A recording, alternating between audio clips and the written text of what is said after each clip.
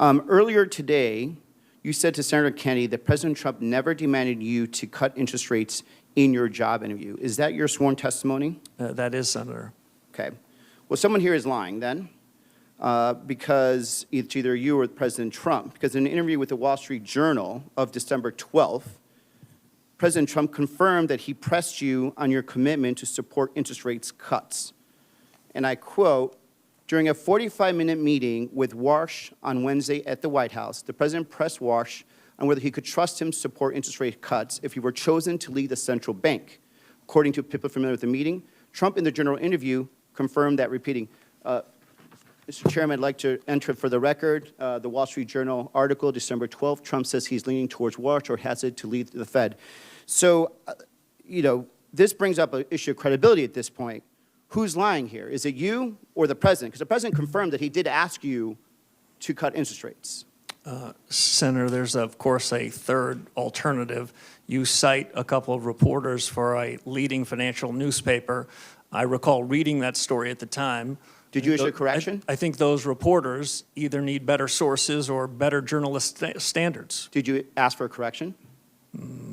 There are things in the newspaper, Senator, I see all the time that don't strike my ear as correct. So it is, in your opinion, that the president then is lying when he said he did not ask you?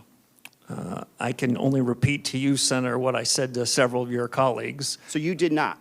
You right now, under sworn testimony, are saying just to right now that the President of the United States in that job interview did not ask you to cut interest rates? The President never asked me to commit to interest rate cuts at any particular meeting over the period of my tenure at the Fed. He didn't ask for it, he didn't demand it, he didn't require it, and nor would I have ever done so.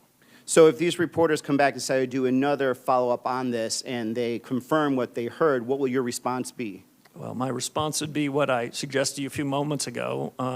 As I read that story in real time, I remember thinking they either need better journalistic standards or better sources.